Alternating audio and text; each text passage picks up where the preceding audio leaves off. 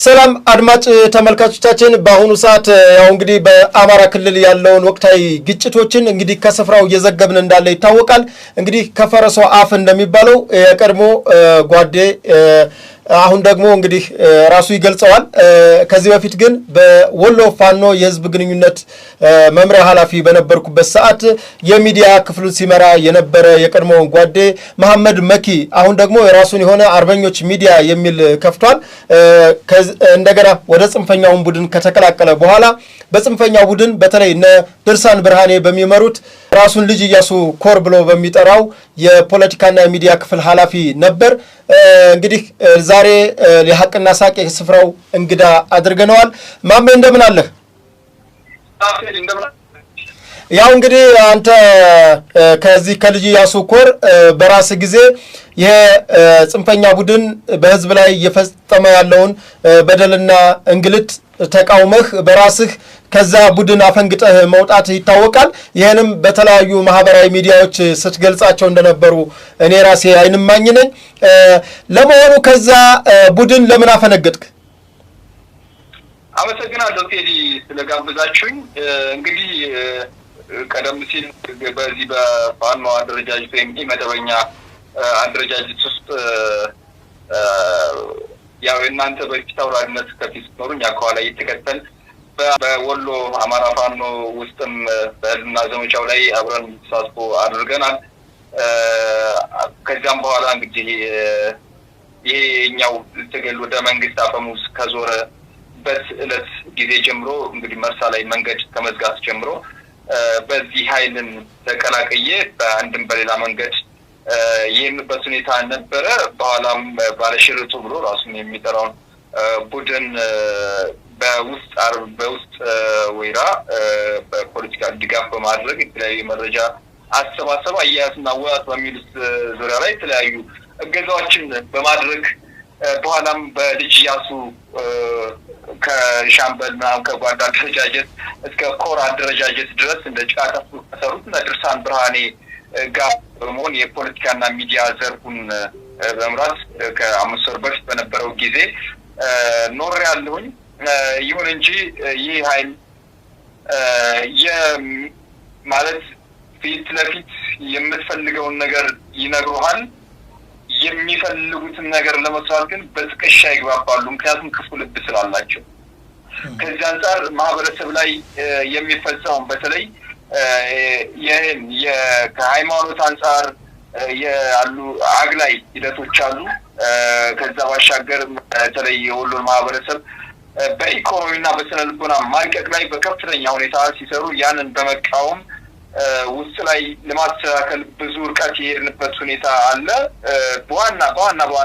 ዋና ከሚባሉት ውስጥ ጥቁር አካባቢ ላይ አስክሬን ታግቶ 800 ሺህ ብር የተጠየቀበት ነፍሰ ጡር ሴት የተገደለበት ታሪክ አንተ ምን የምናውቀው እንደምታውቀው ተስፋ አድርጋለሁ። ከዛ ባሻገር አንድ ሴት አፍረተ ገላ በሳት ለብልቦ አይንን አጥፍቶ ሆድን በጩቤ ቀዶ ላስቲክ አንጠፍቶ በመግደል ገፍራ ላይ ፋጡማ አብዱላይ ድስግደሬ በቅርብ ይሰቡናል። በሱ ላይ ሌላኛው ሂደት አለ። ከዛ ባሻገር ኢማሞች አሁን የመካነ ሰላሙን አብዛኞቹ የሚያውቁት ግን ወረባቦ ላይ ኢማም ተገድሏል። እንደዚሁም መስጊድ ተቃጥሏል። ያንን ከጀርባው ላይ የሚመራው ኃይል እነማን ናቸው የሚለው ነገር በቅጡ የምናውቀው ሰዎች ነንና ይሄንን ነገር ማስቀረት ብሎ መቀነስ መቻል ግን አልቻልም። ውስጥ ላይ ሆነን ይሄን ኃይል ጉልበቱ ያገኘው ይሄ ማህበረሰብ መረጃም ስንቅም ትጥቅም ሆኖ የኖረው ማህበረሰብ ዞሮ የአማራን ገበሬ ትጥቅ እንዳይፈታ ብሎ ይነግርሃል። ግን የአማራን ገበሬ ትጥቁን አይደለም ጥማዱን አርዶ ሞፈርና ቀንበሩን ፈልጦ እየቀጠለ ይበላል። ከዛ አንፃር ይሄንን ውስጡን ታግለን ማስቀረት አመራር ፖዚሽናችን ሆነን ማስቀረት ካቅም በላይ ከመሆኑ ባሻገር ለርሸና ሁሉ የቀረብንበት ሁኔታ ነበርና በተለይ ወልዲያ ዙሪያ ላይ መርሳ ከተማ ባልና ሚስቶችን አዛውንቶችን እኮ በቦምብ ያጋየ አይደል ነው። እንዲህ አይነት ተግባራቶችን ለምን ይሄን የፈጸሙ አካላቶች ይሄን ትዕዛዝ መመሪያ የሰጡ አካላቶች ላይ እርምጃ ይወሰድ ብለን ስንል ወደኛው አፈሙዙ ሲዞር እንግዲህ ከዛ ራስን ከማውጣት አንፃር በሁለቱም በመንግስትንም በሚዲያው ከመዋጋት አንፃር ረጅም ርቀት የሄድንበት ሁኔታ ነበር። መንግስትንም ይሄኛው ሁለቱንም በመዋጋት ሌባና ፖሊስን የኖርንበት ሁኔታ አለ። ቴዲ በዚህ አጋጣሚ አንተንም ሻለቃ ደምል ያደረገውንም እጅግ አድርጌ አመሰግናለሁኝ። ምክንያቱም በጣም ተጨነቁ ነበር። ስልኬን አፈላልጋ አንተን በመደወል ድሮን በማስታወስ በሁለቱም ተሳደስ ከመቼ ነው እባክህ ራስን ማዳን አለብህና ቢያንስ መንግስትን አስደግፍ፣ ግን መንግስት ከለላ ይሰጣል። መንግስት ችግሩን ንገረው፣ በሐሳብን እንታርግ ደግሞ ይሄኛውን አካል ስታረ የዚህኛው አካል ሰለባ ትሆናለህ። ስለዚህ ጎንህን እባክህ በአንድ ጎንህን እንኳን ጠብቅ ስትል እጅግ ማለት ጊዜ እንትን ስትለኝ ይኖርሃልና ደምል ያደረገውን በዚህ አጋጣሚ እሱን ማመሰግን ገደዳለሁ። ሌሎችም ወንድሞች የሀብሮ ወረዳ አስተዳደር ራሴን ፐርሰናል እኔን እንትን ከማለት አንፃር አንተን እናውቃለን ግልጽነትን እናደንጋገን አሁን አደጋ ውስጥ ነው እባክህ ህይወት መዳን አለብህ ለሀገርም ለቤተሰብም ታስፈልጋለህ ብሎ ማለት ከፍተኛ ሚናቸውን ተጫውታቸዋል። ምክንያቱም በሁለቱም አካል እየተሳደረ ባለበት ሰዓት ላይ እንግዲህ የወጣሁበት ዋናው ምክንያት ይሄ ነው። ከዛም ወደዚህ ይሄ ኃይል እንግዲህ መርሳ ከተማ ላይ የፈጸመውን የምታውቁት ነው። ይሄን በማውገዝ ነው በራሴ ጊዜ በእናንተ ምክር እናገዛ ወደ አሁን ወዳለሁበት ፖዚሽን እንትናው የብልጽግና ደጋፊ ማርለው ተቃዋሚ ማርለው አሁን ህዝብን ከማዳን አንፃር ምክንያቱም እኔን ሰምቶ የደገፈ በገንዘቡ በአመራር የደገፈ የማህበረሰብ ክፍል አለ። እኔን አይቶ ተከትሎ ገብቶ ትጥቅንዝር አድርጎ የህይወት ዋጋ የህይወት መስዋዕትነት የከፈሉ ወንድሞች አሉ።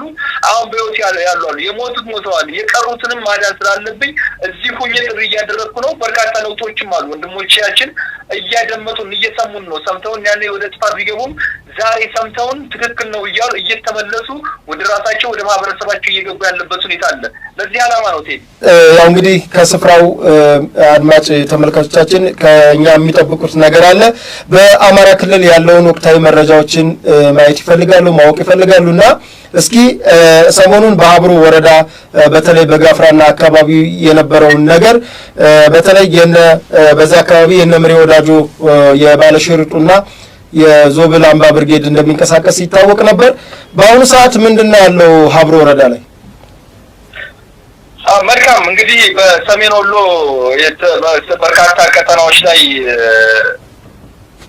በሰፊው ቢንቀሳቀስ ነበር። በቅርቡም ከሁለት ወራት አካባቢ ላይ እንደምታውቀው ሀብሮ ወረዳን ሙሉ ለሙሉ ወረዳ ማዋቀሩ የተሄደበት ሁኔታ ነበር። ያው ሰሜን ወሎ የነበረው ሁኔታ በደንብ ስለምታውቀው ከቆቦና ከወልዲያ ውጭ ያሉ ወረዳዎችን ተያዘበት ሁኔታ ለ15 ቀን ያህል መርሳ ከተማን ገብተው እንግዲህ በማህበረሰቡ ላይ ከዚህ በፊት የዛቱ አመራሮች ነበር የዛቱትን በመፈጸም አሳዩት ሁኔታ አለ። ከዛም ባሻገር ከዋናው ወደ ታንከር የሚወስደው የውሃ ቱቦ አንዱ ወደ 11 ሺህ ብር አካባቢ መሰለኝ አንዱ እንትን እሱ ወደ 600 ምናምን የውሃ ቱቦ ሳይቀር ዘርፈው ወደ ቦሮ ምናምን ከዝነው በቅርቡ የተያዘበት ሁኔታ አለ። ወደ ጋፍራ ምናምን አካባቢ ላይ ላለፉት 2 ዓመታት ከመዋቅር ውጭ ሆኖ በባለሽርጡ ብሎ ራሱን የሚጠራው እና የኛ ወንድማችን እንድሪስ ጉደሌ በሚመራው ኃይል ስር ነበር የነበረው። ግን ሀራ መልስ በጣም ሰፊ ለውጦች አሉ። ማህበረሰቡ በተጨባጭ የሲን ኃይል ምንነት ማንነት በግልጽ የገጠሩ ነበር የሚያውቀው፣ የከተማውም በደንብ የተረዳበት ሁኔታ አለ። በነገራችን ላይ መርሳ ከተማ ላይ ከ213 በላይ ሚስጥራዊ ዘረፋ ከ213 በላይ ነጋዴዎች ላይ ሚስጥራዊ ዘረፋ ከትንሽ እስከ ትልቅ በሚሊየን ድረስ ከአካውንቱ የገለበጡ በርካታ ነጋዴዎች አሉ። ግን በሚስጥራዊ ነው ያን በግልጽ ማለት ለተነታቸው ሲባል እንትን የሚባልበት ሁኔታ አለ። ገብራ ላይ ከወሰን እንግዲህ ፋጡማ አብዱን ሁላችሁ የምታውቁት ነገር አለ። አንድ ሴት ላይ ሀፍረተ ገላን በሳት በመለብለብ ሆድን በጩቤ በመቅደድ ላስቲክ በማንጠብጠብ አይኑን በፋም አጥፍቶ በጠመንጃ ገሎ መሀል መንገድ ላይ እስከ ማስተኛት ደረጃ። በነገራችን ላይ ጅምራት እህታችን የገደሏት የእንድሪስ ጉደሌ እህታት ማነት ፋጡማ አብዱ ትባላለች። ገብራ ላይ ይሄ የተሰራበት ነው። ገብራና የገብራ ህዝብ ብዙ በደሎችም ተሸክሞ ኑሮ በመንግስትም በኩል ጥርስ የተነከሰበት ሁኔታ ነበር። ግን በቅርቡ ማለት ያለው በጎ ተጽዕኖ ፈጣሪዎች ለውጦች መጥተዋል። እሱ ምንድነው? በቅርቡ የሀገር መከላከያ ሰራዊት ወደ ቦታው ለኦፕሬሽን ገብቶ ነበር። እዛው ላይ የተከረበት ሁኔታ ነበርና ያን አካል በየጥሻው ውስጥ በየማሽላው ውስጥ የነበረው እየወጣ እጅ እየሰጠ እኛም እየመከርን እየደወልን እውነቱን እያስረዳን ወደ መንግስት ይቅርታ ጠይቃ አካባቢ ተወላጆች እንግዲህ ከእንድርስ ጉደሌ ውጭ ያሉት ሁሉም የእንድርስ ጉደሌ አጃቢ ሳይቀር ለመንግስት እጅ ሰጥተው እውነቱን የተረዱ ሲሆን ያንን ማለት መከላከያ ቦታው ላይ ያለው አሁን ግን የገፍራ ማህበረሰብ ወይም ቁጥር 17 ማህበረሰብ ለሀብሮ ወረዳ አስተዳደር ጥሪ አቅርቦ ነበር። ሰብስቡን መዋቅር ዘርጉልን፣ ምክንያቱም የመልካም አስተዳደር የመሰረተ ልማት ጥያቄዎች አሉን፣ ያለፈብንም በደል አለ፣ እውነቱን ስሙልን ሲል ህዝቡ ጥሪ አድርጎ ነበር። በርካታ ምናልባት ኮሚኒኬሽን ዘግቦታ አይታችሁት ከሆነ በርካታ ህዝብ ነበር የተገኘው። እዛ ላይ ከሁላችንም ከጠበቅነው ውጭ ነው የሆነው። ቀልብ ገዝተው ወደ ራሳቸው ወደ ህዝባቸው የተመለሱትን ቦታው ላይ በተገኙበት ያው እዚህ ሚዲያ ላይ መግለጽ የማልፈልገው በርካታ ሚስጥሮች የወጡበትና እንዲሁም መዋቅር በመዘርጋት ዛሬ ወርቄን የመሰለች ገብራ እየተፈጠረች ነው። ያ ቀጠና ገብራ በጣም ስትራቴጂክ ቦታ ነው። አካባቢ ማህበረሰብ ስነ ልቦናውን ታውቀዋለህ።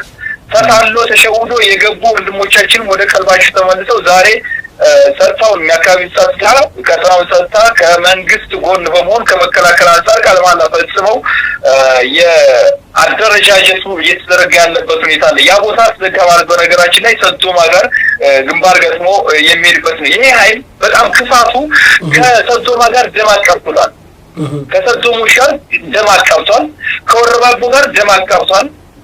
ከጂራና ጋር ደም ለማቃባት ከፍተኛ የሚገርም ነገር 13 ቤት ተቃጥሏል በአንድ ቀን ገፍራ አካባቢ ላይ ወይ ገቡዬ መነዩ ምናምን አካባቢ ላይ 13 ቤት በአንድ ቀን አቃጥሏል። ያቃጠሉትን ገብቷቸውና እንትን ብለው አይደለም ከጀርባ ሲንትስሏሽ የነበረው ይሄ ኃይል ነበርና ዛሬ ላይ ግን ከመስመር በታች ሰሜን ወሎ ደቡብም በለው ሰሜን ወሎ ከጥቁሩ አስፋልት በስተምስራቅ በኩል ይሄ ኃይል ምናልባት ወፋጮ ላይና አበት ላይ ሆኖ ንፋስ ይቀበል የገብራን ንፋስ ይሸተው እንደው ካልሆነ በስተቀር እንጂ ከአስፋልት በታች የመውረጃ ምንም አይነት እድልም እንደሌለው ምልክቶች ብቻ ሳይሆን ተጨባጮች አሉ። በጊራና በኩልም ሻለቃ ደም እንዳራጋው ይሄን የአብሮ ወረዳ ማለት ሰሜናዊ ደቡባዊ ክፍል ሙሉ ቀጠናውን ዘግተው ያለበት ሁኔታ አለ። ከሀገር መከላከያ ሰራዊት ጋር በጋራ የተለያዩ ኦፕሬሽኖችን እያደረጉ ይገኛል።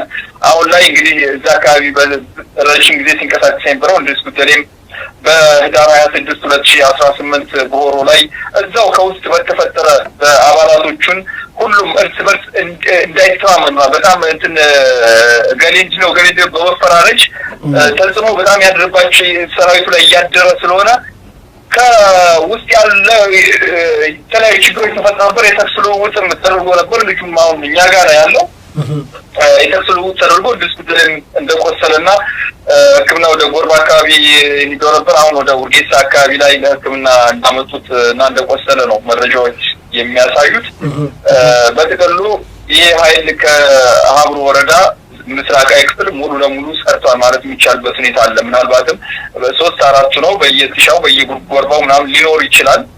እሱም የጊዜ ጉዳይ ነው። ማህበረሰቡ ለዚህ ሁሉ እንትን ያለው ማህበረሰቡ ቀደም ሲልም እንዳልነው የመረጃ ስራውን በሰፊው አይደለም ለመንግስት ይቅርና ለእኛ ራሱ የሚደርሱ መረጃዎች እንዲህ በቀላል የሚታይ አይደለም። ማህበረሰቡ አሁን እግር ለእግር እየተከታተለ እየጠቆመም እየመከረም እየመለሰ ነው፣ እየጠቆመም እያስያዘ ነው በነገራችን ላይ እና ያለው ነገር ይሄን መሰረት። መልካም ያው እንግዲህ ማሜ እንደምናስታውሰው ባለፈው በመስከረም ወር ያው የግሸን ማርያምን ለማስከበር በተደረገ ሂደት ለዚህ የጽንፈኛ ቡድን ምቹ ሁኔታ ተፈጥሮለት ይሄ ምቹ ሁኔታ ደግሞ አብዛኛውን የአማራ ክልል ማለት የሰሜን ወሎ 5 ወረዳዎችን መያዝ የቻለበትና ለ14 ቀን የቆዩበት ሁኔታ ነበር። በቆይታቸውም የመንግስት ተቋማትን አውድመው እንዲሁም ጸረ ህዝብነታቸውንና ጸረ ሰላምነታቸውን አሳይተው የወጡበት ሁኔታ እንደነበር ይታወቃል።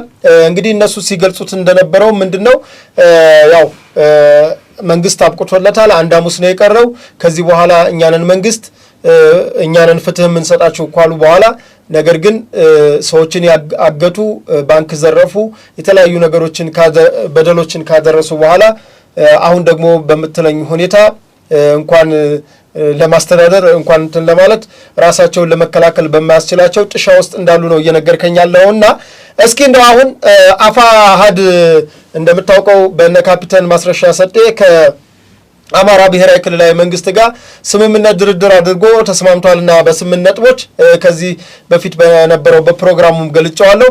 እነዚህ 8 ነጥቦች እንግዲህ አብዛኛውን ይሄ ጽንፈኛ ቡድን ሲያነሳቸው የነበሩ ነጥቦች ናቸው አሁን ላይ የተነሱት እና በእነዚህ ነጥቦች አፋሃድ መስማማቱ በጫካ ላለው በተለይ ሐሳብ ለሌላቸው ሰዎች እንደው ምን ትመክራቸዋለህ? ማለትም እንደው ምን ጥያቄ አላቸው? ይሄን ጥያቄዎች ከተመለሱ ምን ጥያቄ አለኝ ብለው ነው ጫካ የሚቀመጡት? እና ድርድሩንስ እንዴት አየው?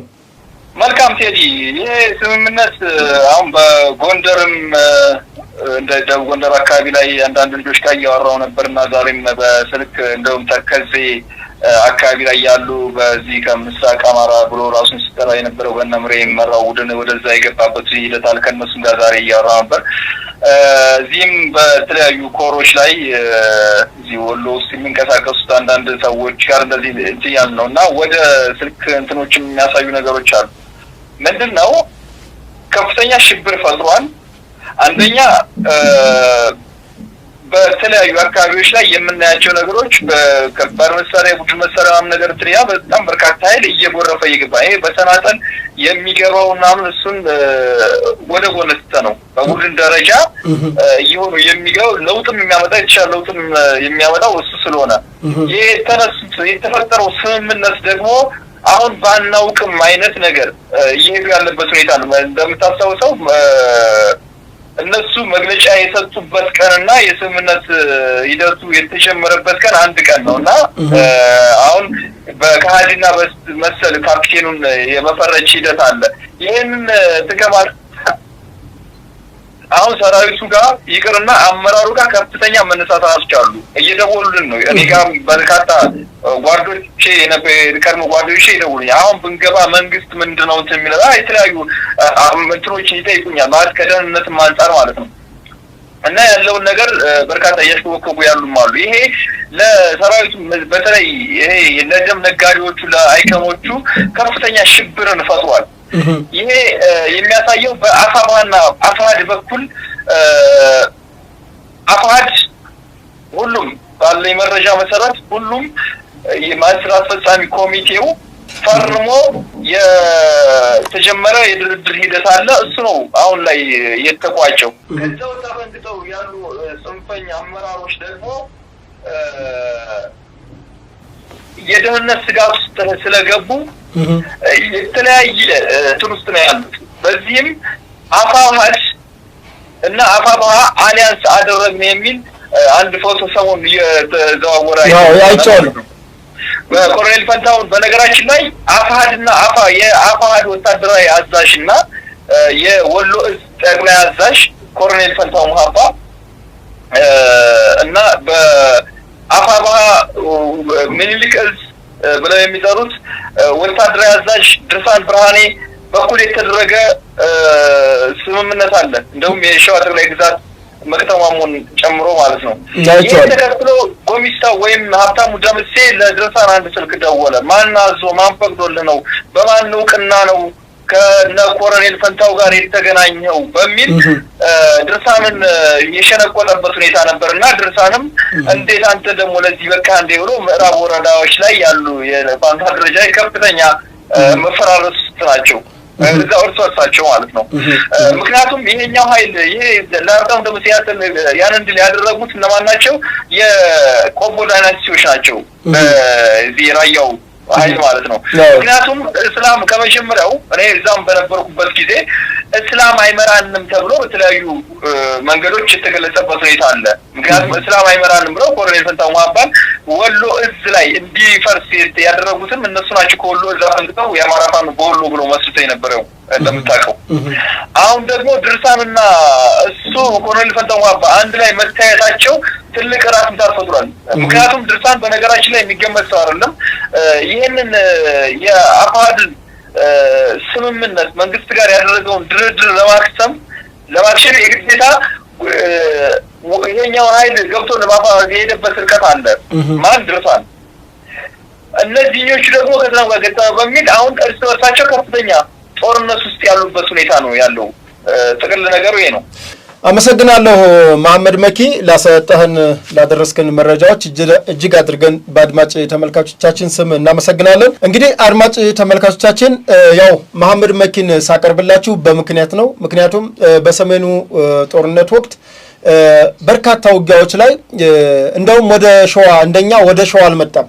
እዛው ከመሃል ሆኖ ከነ አርበኛ ኢማም አሸበር ከና አርበኛ ሻለቃ ደምሌ አራጋውና ከጊራና ጋፍራዎች ጋር በጋራ በመሆን በተለይ ኮማንዶውን ወደ መርሳ በማስገባት ረገድ ከፍተኛ የአርበኝነት ሚና የነበረው በሚዲያው ዘርፍ ከፍተኛ ሚናውን ሲጫወት የነበረ የባለሽርጡን ጦር በማስተዋወቅ ትልቅ ሚና የነበረው ልጅ ነው።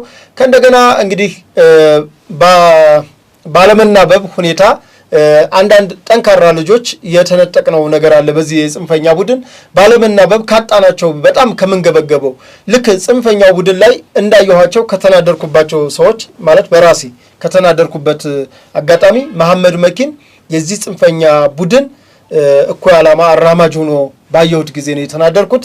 ከዛም በኋላ እንደሰማችሁት በራሱ ያ ቡድን የሚፈጽመውን ኢሞራላዊ ድርጊቶችን በማየት በመጸየፍ ራሱን አውጥቷል ማለት ነው። እንግዲህ ካያቸው ራሱን ካስታወሰኝ በአስከሬን ተደራድረው ብር ተቀብለዋል። ይሄ የሆነው የት መሰላችሁ? ወልዲያ ዙሪያ ገዶ በር አካባቢ ሲንቀሳቀስ የነበረው የነምሬ ወዳጆ ቡድን አሳምነው ሻለቃ የሚባለው ነው። እንግዲህ በዛ አካባቢ እነጌታሁን ቢሆነኝ የሚባሉ የሚንቀሳቀሱ ልጆች ነበሩ። በእነዛ ልጆች አማካኝነት ከመቄት ወረዳ ፖሊስ ነበር። ነፍሰ ጡር ናት ሚስቱ፣ እሷም ፖሊስ ነች። ነገር ግን ነፍሰ ጡር ነች። ከልጇ ጋር አምስት ዓመት አልሞላውም ይመስለኛል ልጇ። ከልጇ ጋር አስከሬን ይዘው ሲመጡ አስከሬኑን የያዘውን መኪና በማገት ከዛ በኋላ አስከሬኑን 800 ሺህ ብር ተቀብለው ከለቀቁ በኋላ በድርድር እሷን ወስደው ካስፈራሯት ካሳደሩ በኋላ ከልጇ ፊት ገለዋታል። እንግዲህ ነፍሰ ጡር ነች፣ ሴት ነች። ከዛ ላይ ደግሞ ሀዘን ላይ ነች። ባሏ ሙቶባት ወደ ትውልድ ቦታ ወደ ስሪንቃ መቄት ነው የሞተው። ወደ ስሪንቃ ስታመጣ አስከሬኑን ተደራድረው 800 ሺህ ብር ከተቀበሉ በኋላ እሷን ደግሞ ከልጇ ፊት በአሰቃቂ ሁኔታ ነፍሰ ጡሯን የገደለ ጨካኝ ቡድን እንደሆነ ያየንበት ሁኔታ ነው። የአካባቢ ማህበረሰብ የሚያውቀው የሚታወቅ ነገር ነው። እንግዲህ በወልዲያ አካባቢ ማለት ነው ስሪንቃ ላይ። ሌላው ያስታወሰኝ እንግዲህ ይሄ ዘመቻ አይሻ ተነሳ እያለ የሚፎክረው የጽንፈኛ ቡድን አሁን ደግሞ በጋፍራ በሀብሮ ወረዳ ጋፍራ ቁጥር 17 ላይ ፋጡማ አብዱ የተባለችን ቆንጅዬ ልጅ ከደፈሯት በኋላ ደፍረው አላበቁም። የፕላስቲክ የውሃ መጠጫ ፕላስቲክ ሃይላንድ ጭኖቿ ላይ በማርከፍከፍ በማሰቃየት ከዛም በኋላ ቆራርጠው በመግደል አይኗን ሁሉ በማውጣት አሰቃቂ የግፍ ግድያ የፈጸሙባት ደፍረዋት ገለው እንደገና ደግሞ ያንን ማልበቃ ብሎ አካሏን የቆራረጡበት ሁኔታ ነው ያለው። እሷም ማን ትባላለች? ፋጡማ አብዱ ትባላለች። የጋፍራ ቁጥር 17 የሀብሮ ወረዳ ተወላጅ የነበረች አሁንም እናት አባቷ በሷ ሐዘን ተቆራምደው በተለይ ደግሞ ይሄው የጽንፈኛ ቡድን ደግሞ ሂደው ትናገሩ እንደሆነ ተደራድረው ተሸማግለዋቸው ነበር። ከተሸማገሉ በኋላ እንድሪስ ጉደሌ ነው ያሸማገላቸው። ከተሸማገሉም በኋላ ገንዘቡን አንከፍልም፣ የምን አባችሁ ገንዘብ ነው የምንከፍላችሁ፣ እኛ አካባቢው እንዳያወግዘን ነው እንጂ በቃ እንደተቀበላችሁ ሁኑ ብለው ለየተጣለባቸው በሽማግሌ 50 አይከፍሉም። ቤተሰብ እየሄዱ ሲያሰቃዩና እንደውም ከሐዘናቸው ላይ ሌላ ሐዘን ሲጨምሩ የነበረ ነው። እንግዲህ ለፍትህ የምትታገሉ ሰዎች አሁን እዚህ ላይ የፋጡማን አብዱን ጉዳይ በደንብ እኔ አሁን ዛሬ መሐመድን በጣም ነው የማመሰግንህ። ሌላው እንግዲህ የአርሶ አደሩን በሬ በመብላት በሬውን መብላት አይደለም አጥሩን ሁሉ እየማገዱ እንጨት አንፈልጥም ለቅመና እናመጣም በማለት የአርሶ አደሩን ሞፈርና ቀንበር ፈልጠው የተጠቀሙበት ሁኔታ በጣም የሚገርም ያስታውሰኝ። ሌላው ይሄ ሰራዊት የአማራ ህዝብ ትጥቁን ሊነጠቅ ነው ብሎ ከገባ በኋላ የአርሶ አደሩን ትጥቅ በመንጠቅ የገበሬውን መሳሪያ ለራሱ ለትጥቅነት እንዳዋለው እንግዲህ የአይን እማኞች ነን። እንግዲህ መሐመድ መኪም ይሄ ግፎች አስመርረውት ከዚህ ትግል ብለው ከያዙት ዘረፋ እንደወጣ ነው የነገረን። በአጠቃላይ ከመሐመድ መኪ ጋር ያደረግነው ቆይታ በጣም ትልቅ ማስታወሻ ትልቅ ትምህርት የሰጠ ነበር። ሌላ ጊዜ ግን ራሱን በአካል ኢንተርቪው አድርጌ የነበረውን ነገር የነበሩትን በጣም ማስታወስ ችሎታውን እያደነኩ ነው። እኔ የረሳኋቸው አንዳንዴ እንለማመዳቸዋለን መሰል የረሳኋቸውን ነገሮች ስላስታወስከኝ መሐመድ በዚህ አጋጣሚ አመሰግናለሁ። አድማጭ ተመልካቾቻችን የዛሬውን ከስፍራው ዝግጅታችንን ይህንን ይመስል ነበር። ስላዳመጣችሁን እጅግ አድርገን እናመሰግናለን። ፕሮግራማችንን ላይክ፣ ሼር፣ ሰብስክራይብ አድርጉ። ሰብስክራይብ ስታደርጉ የደወል ምልክቱን መጫናችሁን አትዘንጉ። ይሄ ለምን ይጠቅማችኋል? ይህ ፕሮግራም ሁሌም ሲጫን ወደ እናንተ እንዲደርስ ያደርጋልና የደወል ምልክቱን ኦል የሚለውን በመጫን የሐቅና ሳቅ ሚዲያ ቤተሰብ ሙሉ አባል መሆናችሁን አረጋግጡ። ሌላ እንግዲህ ሚዲያችንን ደግፉ። አዲስ ስቱዲዮ እያስገነባን እንገኛለን። ይህ ስቱዲዮ ያማረና የተዋበ በተለይ ደግሞ መጪው ምርጫ 2018 ሞቅ ያለ የደመቀ የተለያዩ ሀሳቦችን ክርክሮችን የምናቀርብበት መድረክ እንዲሆን ሚዲያችንን ሰፖርት ማድረጋችሁን አዘንጉ። የተለያዩ የገቢ ማሰባሰቢያዎች አሉ። በተለይ በአቤ ቶክቾ አበበ ቶላ የቀጥታ ስርጭት በመግባት የዚህ ሚዲያ አባልና ድጋፍ ማድረግ እንደምትችሉ ከወዲሁ ያሳወኩኝ የዛሬውን ፕሮግራሜን እዚህ ላይ አጠናቅቃለሁ። ከመላው ስቱዲዮ ባለሙያዎች ጋር በጋራ ሁነን ነው ይህንን ዝግጅት ያቀረብነው። እኔ አዘጋጁ ቴዎድሮስ አያሌው። መነሻችንም መድረሻችንም ኢትዮጵያ ናት። ለኢትዮጵያ ብሔራዊ ጥቅም ተግተን እንሰራለን። አመሰግናለሁ።